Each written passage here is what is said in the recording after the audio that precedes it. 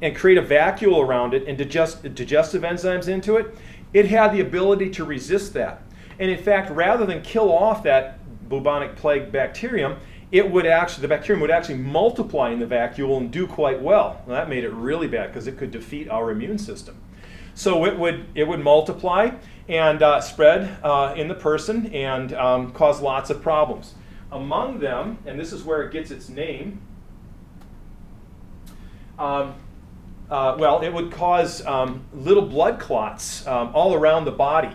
And when blood clots in an area, it restricts flow beyond that area. And so those areas beyond the clot would die and become gangrenous, septic, and would turn black. That's why they called it the Black Death. One of the reasons they called it the Black Death. And so bubonic plague would have that effect as well. It could also be pneumonic and spread via the respiratory system or a systemic spread of it as well. So it was quite a problem. It's believed, you'll see estimates vary anywhere from 75 million to 200 million people it killed. In countries like Italy, currently having such a problem with coronavirus, it's believed to have killed off between somewhere around 75% of the population. Same with Spain and southern France. Places like England, maybe only 20%, so a little bit variable there. But can you imagine 75% of Italy gone from this one plague? It's believed that it took Europe 200 years to recover population-wise from that particular plague, so that was a big deal. And it all surrounds that particular structure in the body and a bacterial infection of it. All right, where are we at? Okay, Max, yeah. So, dealing with structures with the lymphatic system and immunity. We have to talk about bone marrow also, because that's where white blood cells are produced. And white blood cells are involved with immunity, and so bone marrow is where that's going on. We already looked at that in the last section, so I don't need to say too much more about that. I did want to just include, and you'll see it on your Moodle page, a little video about bone marrow extraction. There are a number of diseases, other diseases that I haven't talked about yet. One that is particularly problematic with the blood-forming tissues is leukemia. A lymphoma might be a specific form of that. Leukemias are cancers of blood-forming tissues. One of the treatments for leukemia might be a bone marrow extraction and basically transplantation into a new person. If you remember,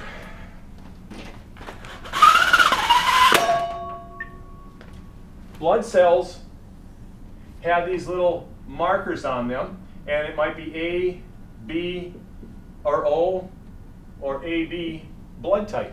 They also have these other markers on them, which were RH markers. Okay? Similarly, white blood cells have markers on them as well. I said there's at least 20 red blood cell type markers. There's over 100 on white blood cells. Okay? So when somebody is going to do a bone marrow transplant, they're trying to get as many of those markers, and we're going to use their real name now. These are called antigens. Okay? We've already talked a bit about antibodies. Now here's antigens, two unfortunately similar names. Antigens are markers on cells, okay? And their job is to identify that cell as self, as belonging, or as foreign. And you know how that worked with the blood typing that we did.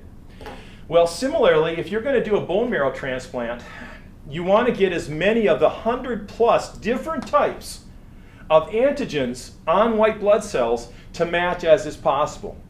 Now, there are some major ones that you definitely want to get right, and then some that are a little less important. But the more you can get right, the better the transplant would be. By better, I mean the better the odds that it would take or it would graft into the person you are putting the bone marrow into. You can't, if a person has a leukemia, they'll kill off their bone marrow and try to put new bone marrow in. You can put new bone marrow in, but it might not take. Your body might reject it. And so you want to maximize the chance that it would get accepted by the new body. Now, crazy thing is that while bone marrow is involved with white blood cells, it's also involved with red blood cell production. And if the donor has a different blood type than the recipient's blood type might change to the donor's blood type. Crazier yet, it might revert back to the recipient's blood type later or stay the donor's blood type. If you think about it, that should make sense since all blood cells come from bone marrow. If you're putting a different bone marrow in a person, it could change their blood type. But it doesn't always, and not quite sure what's all going on with that. So, there's a video on there. It might be a little hard to watch, but it's of a bone marrow extraction. And they're going after the pelvis because there's a spot back here where it's close to the surface. They've numbed it. They're boring into it and trying to get bone marrow out, and you'll see what that looks like. So I want you to be sure to take a gander at that. Another structure that is involved with the immune system relevant to coronavirus is the thymus gland. If you've ever had a dish that contains sweetbreads, you're eating cow or pig or sheep thymus gland. And the thymus gland we're going to see when I do the pig dissection for you. It's found in the neck and goes to the top of the heart. And it's large in younger people. And that's where T lymphocytes actually grow up. That's where they mature. They're born in the bone marrow, but they mature or grow up in the thymus gland. And so the idea is they're growing up because as you grow up, as you mature, you are constantly encountering new pathogens. Now by pathogens, I mean a whole range of things. Here's an example. A parasite, like a tapeworm, or like the malaria parasite, okay? A protozoa, like Giardia would be an example. A fungus, like athlete's foot. Prokaryote, bacteria, they got one for leprosy there, Hansen's disease, whatever. A virus, or a prion, CJD is Creutzfeldt-Jakob's disease.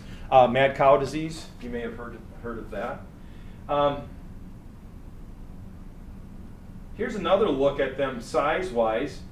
And if we start over here, I know this is A over here, but I'm going to start with B because it's the smallest. This is a virus. It's only 1/10 of a micrometer. I promised you we would use that designation. There it is. A bacterium can be 1 micrometer. Now remember, a micrometer is 1/1,000,000th of a meter, so these are small. 1/10 of a micrometer, 1 micrometer. Here we have tapeworm, amoeba, 10 micrometers, or a roundworm or tapeworm can be 1 whole centimeter long, or even better. So those would all be considered pathogens. Let me go back here. I guess that's okay. So the thymus gland is large in children. Yeah, that's not right where I wanted to go.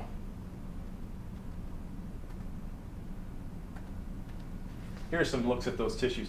So in people, we have the thymus gland. I always think it looks a little bit like a butterfly. There's a constriction in the middle, wing, kind of like that. So the thymus gland is large as you're younger because you're encountering all these pathogens, and you have to construct immunity, T lymphocytes. You have to develop them that would combat that. But as you age, your body assumes that you've encountered most of what you're going to encounter in life. And you're all about conservation of resources, so your thymus gland shrinks. My thymus gland is nowhere near as large as yours is, and I'm a little bit envious, but that's the way it is. And that's what's going on. And so people are thinking maybe this is somehow involved with why children are not, and young people are not nearly as affected by the coronavirus as our older people.